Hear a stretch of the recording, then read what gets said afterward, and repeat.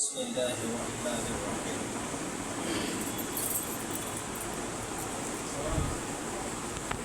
তালতলা অঞ্চলের তালতলা উত্তর কর্তৃক আয়োজিত আজকের এই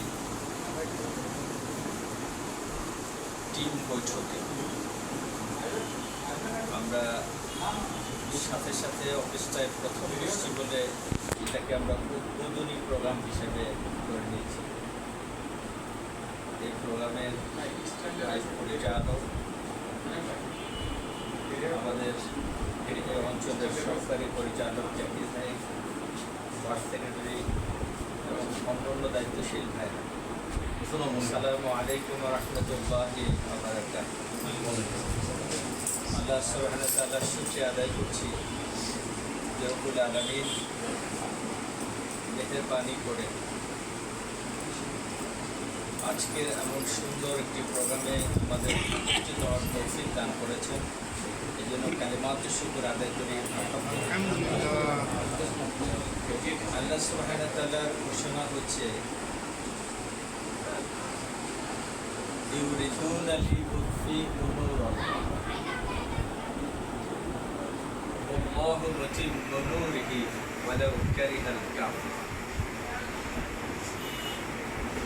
আল্লাহ সুবহানাহু ওয়া তাআলা তার এই জমিনে তার নূরকে প্রজ্বলিত করবেন।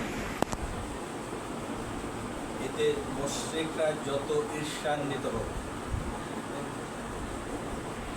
আর ওরা ইউরিদুনা লিইউতফিউ নূরাল্লাহ, আল্লাহর নূরকে ফু দিয়ে নিভাই দিতে চাইবে। কি দিয়ে নিভাই দিতে চাইবে? ফুৎকারে নির্বাপিত করতে চাইবে, যেন সব শেষ হয়ে যায়, এই শেষ করে দিবে। এই মানসিকতা নিয়েই কিন্তু তারা কাজ করে।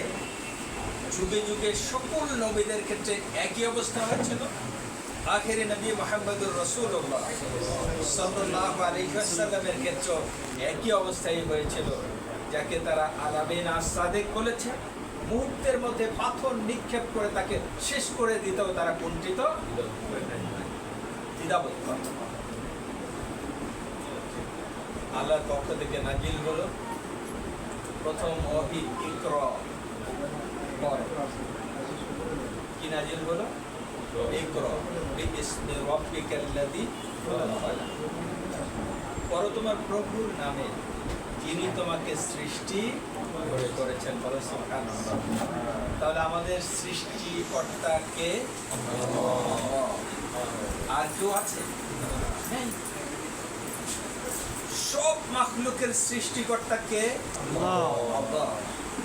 এবং সব কিছুর রিজিক, অন্যান্য জীবন মৃত্যু থেকে শুরু করে সব কিছুর ক্ষমতা কার হাতে? আল্লাহর। সেই আল্লাহর দিকে ডাকা হয়েছে। কার দিকে ডেকেছিল? সেই আল্লাহর দিকে ডেকেছিল যে আসো একক প্রভুর দিকে, যে তোমাদেরকে সৃষ্টি করেছেন, এবং তার নামেই তোমরা শিক্ষা গ্রহণ করো, তার পরিচয়টা জেনে নাও।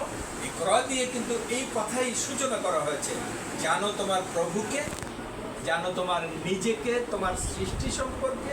কারণ ব্যক্তি যদি তার নিজের পরিচয়টা না জানে, স্রষ্টার পরিচয় না জানে, তাহলে তার দায়িত্ব কি তা জানতে পারবে? অনুরূপভাবে আপনি যদি না জানেন, তাহলে সেই কাজটি সম্পন্ন করা সম্ভব নয়। আপনাকে একটি গাড়ি ড্রাইভ করতে দিলে যদি আপনি ড্রাইভার না হন, তাহলে কি হবে ভাই? অ্যাক্সিডেন্ট হবে। তো সুতরাং আল্লাহ সুবহানাহু ওয়া তাআলা জানেন যে যদি এই দুনিয়ার পরিচালনার যে দায়িত্ব আমি মানুষের উপরে দিচ্ছি, এই বিষয়ে যদি তারা না জানে, তাহলে তারা ভুল পথে যাবে, অ্যাক্সিডেন্ট করবে। আজকে গোটা পৃথিবীতে আল্লাহর দেয়া সেই বিধান চালু না থাকার কারণে শুধু বিপর্যয়ের পর বিপর্যয় হচ্ছে কিনা বলেন? আমাদের এই দেশটা 95% মুসলমানের দেশ। কত ভাগ? যারা আল্লাহ বিশ্বাস করি, নবীতে বিশ্বাস করি, আল্লাহর কিতাবে বিশ্বাস করি, অথচ আমাদের এই দেশটা পরিচালিত হচ্ছে তাগুতি বিধান দ্বারা। কিসের দ্বারা ভাই? তাগুতি বিধান দ্বারা চলছে।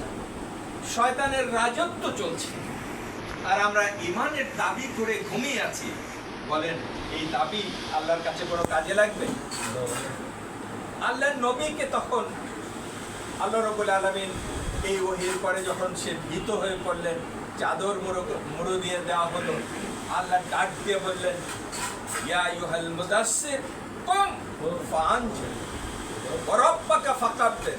বলে সুবহানাল্লাহ। আল্লাহর ঘোষণা কি ঘুমানো?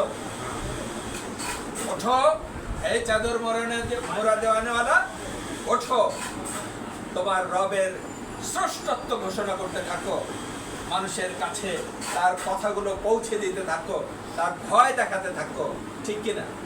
যে তার স্রষ্টার পরিচয় দিতে থাকো। তাহলে বোঝা গেল আমি আল্লাহর নবীকেও নবুয়ত দেওয়ার সাথে সাথে যে দায়িত্বটা দিয়ে দেওয়া হলো সেটা হচ্ছে মানুষের কাছে পৌঁছে দেওয়া, ঠিক কিনা ভাই? আজকেও যদি আমরা এই দাবি যদি আমরা নিজেদেরকে বলি যে আমরা এই কালেমাই গ্রহণ করেছি, তাহলে কালেমার দাবিটা কি হবে? সাথে সাথে ওদো ডাকো। এই ওদু শব্দটি কিন্তু আমরের সিগা, যেহেতু হুজুররা আছেন এখানে। আমর মানে নির্দেশ। আমর মানে কি? নির্দেশ। কার নির্দেশ? আল্লাহ যখন নির্দেশ দেন সেটা কি সাধারণ জিনিস হয়? কি হয়ে যায়? ফরজ এবং ফরজে আইন হয়ে যায়। কি হয়ে যায়? এটা ফরজে আইন হয়ে যায়। তো সুতরাং আল্লাহ সুবহানাহু ওয়া তাআলা আমাদের উপরে যে তার এই দিনকে প্রচার করা এবং এই দিনের পথে মানুষদেরকে ডাকা, এটাকে ফরজ করে দিয়েছেন। এই কথাটা কি আমরা জানি? আলহামদুলিল্লাহ, বাংলাদেশ জামাত ইসলামী প্রতিটি মানুষকে ধরে ধরে এই কথাগুলো কি বোঝানোর চেষ্টা করছেন যে বিধান আল্লাহর পক্ষ থেকে দেওয়া হয়েছে, এই বিধানের কথাগুলো মানুষের কাছে পৌঁছে দিতে হবে, আর এই বিধানকে বাস্তবায়নের জন্য নিজেদের সব কিছু দিয়ে চেষ্টা চালাতে হবে, ঠিক কিনা? এবং আল্লাহর ভাষাটা এরকম যে ওয়াকাতিলুহুম হাত্তা লা তাকুনা ফিতনাতু ওয়া ইয়াকুনা দ্বীনু কুল্লুহু লিল্লাহ। তোমরা সংগ্রাম করতে থাকো, তোমরা প্রচেষ্টা চালাতে থাকো। তাহলে সংগ্রাম করা, প্রচেষ্টা চালানো, এটা আমাদের উপরে ফরজ কিনা? আর আপনি যদি এটা বাদ দিয়ে ঘুমান তাহলে ফরজিয়াত আদায় হবে না।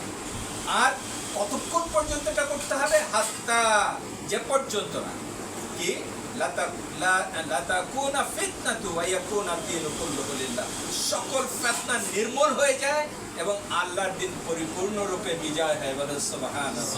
তাহলে আমাদের দেশে যতক্ষণ না এই দেশটি আল্লাহর এই কোরআন দ্বারা পরিচালিত হবে, ততক্ষণ পর্যন্ত কোনো মোমেন যদি স্বস্তির নিঃশ্বাস ফেলে, সেই ইমানের দাবিতে ভুলের মধ্যে আছে, ঠিক কিনা? সেই ইমানের দাবিদার সঠিক নয়। কথাটি ক্লিয়ার? কারণ আল্লাহর জমিনে তার দিন প্রতিষ্ঠা করাকে ফরজ করে দেওয়া হয়েছে এবং প্রত্যেকটি মানুষ এই ফরজিয়াত আদায় করা ছাড়া আল্লাহর কাছে যেতে পারবে না। বাংলাদেশ জামাত ইসলামী এই কথাগুলোই ভাইদের কাছে, মানুষের কাছে, সকলের কাছে তুলে ধরার জন্য মিশন হাতে নিয়েছে। আমরা কি সেই মিশনের সাথে একমত না? ইনশাআল্লাহ। যে সমস্ত ভাইরা ইতিমধ্যে আমাদের সম্পৃক্ত হয়ে কাজ শুরু করেছেন তারা তো কর্মী, আর এর মধ্যে যদি কোনো ভাই কর্মী না থাকেন, শুধু আমাদেরকে কর্মী হয়ে যেতে হবে। কি হয়ে যেতে হবে? কর্মী হয়ে যেতে হবে। আর দ্বিতীয় যে বিষয়টি, সেটি হচ্ছে আল্লাহ তার সিদ্ধান্ত যেভাবে শুরুতে আমি বলেছি যে এই জমিনে তার দিন প্রতিষ্ঠিত করবেনি। এখন প্রশ্ন হচ্ছে কে তার সাথে সম্পৃক্ত হতে পারবে? সে হলো সৌভাগ্যবান, আর যে হতে পারবে না সে হচ্ছে দুর্ভাগা। সে কি ভাই? দুর্ভাগা। সে দুর্ভাগা। এবং আল্লাহর ভাষাটা হচ্ছে যে আমি বাছাই করেছি। আলহামদুলিল্লাহ, যারা এর সাথে সম্পৃক্ত হয়ে ইমানের দাবি পূরণের জন্য সচেষ্ট, আল্লাহ তাদের বাছাইয়ের আওতাভুক্ত করেছেন। এই জন্য তাদের বারবার সেজদা অবনত চিত্তে শুকরিয়া আদায় করা উচিত, বলা উচিত কি আলহামদুলিল্লাহ যে আল্লাহ আমাদেরকে বাছাই করেছেন। সম্মানিত ভাইরা, ইতিমধ্যে আমাদের মাঝে একজন এই যুদ্ধে যে আমরা 5 তারিখে বিজয় অর্জন করলাম, নতুন বাংলাদেশ পেলাম,